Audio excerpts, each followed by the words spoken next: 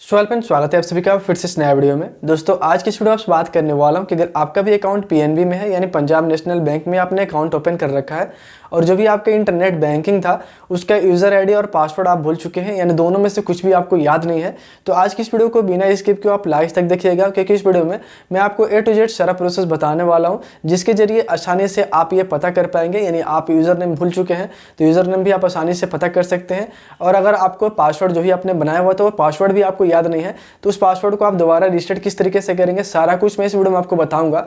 तो बिना स्किप किए इस वीडियो को आप लास्ट तक जरूर देखिएगा।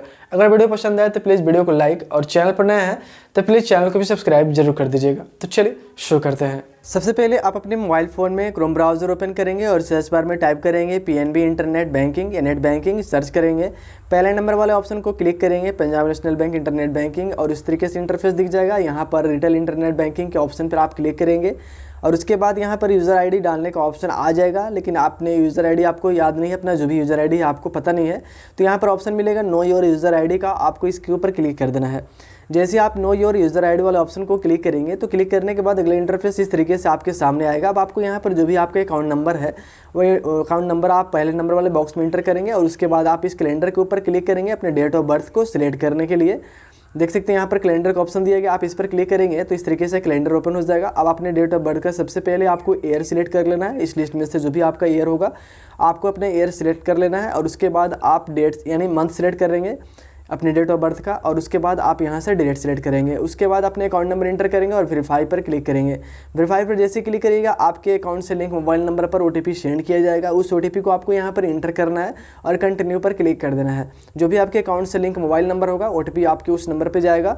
अब उस नंबर पर ओटीपी जो गया है आप उस नंबर यानी ओटीपी को यहाँ पर इस बॉक्स में इंटर करेंगे और कंटिन्यू के ऊपर क्लिक करेंगे। जैसे कंटिन्यू पर क्लिक करेंगे जो भी आपका यूज़र आईडी है इंटरनेट बैंकिंग का आपको सबसे ऊपर ही यहाँ पर देखने को मिल जाएगा। तो इस तरीके से आप बिल्कुल आसानी से यूज़र आईडी पता कर सकते हैं। अब आपको पासवर्ड भी पता नहीं है कि आपने पासवर्ड क्या बनाया हुआ था, तो वो भी मैं बताऊंगा कि आपको पासवर्ड किस तरीके से अपना पता करना है, फॉरगेट करना है। तो उसके लिए क्या करेंगे, अपने पासवर्ड को पता करने के लिए आपने यूज़र आईडी तो यहाँ से पता कर लिया है। अब सिंपल से यहाँ पर गो टू लॉगिंग पेज के ऑप्शन पे आपको क्लिक कर देना है। यहाँ पर क्लिक करने के बाद यूज़र आईडी आप यहाँ पर इंटर कर लेंगे और उसके बाद आप कंटिन्यू पर क्लिक करेंगे।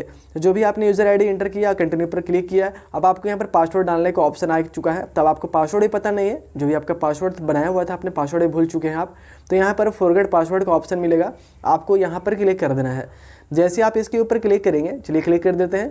क्लिक करने के बाद यहाँ पर आपको ऑप्शन मिलेगा यूज़र आईडी का, तो अपने यूज़र आईडी आप इंटर करेंगे और जो भी आपका डेट ऑफ बर्थ है आप अपने कैलेंडर वाले ऑप्शन पर क्लिक करके डेट ऑफ बर्थ को सिलेक्ट करेंगे। तो चलिए यहाँ पर यूज़र आईडी सबसे पहले इंटर कर लेते हैं। आपने भी यूज़र आईडी अपना पता कर लिया है तो अपने यूज़र आईडी आपको यहाँ पर इंटर कर देना है। उसके बाद आप कैलेंडर के ऑप्शन पर क्लिक करेंगे, जो भी आपका डेट ऑफ बर्थ का ईयर है आपको ईयर सेलेक्ट करना है। उसके बाद आप मंथ सेलेक्ट करेंगे और यहाँ से डेट सेलेक्ट करेंगे और उसके बाद आप सबमिट के ऊपर क्लिक करेंगे।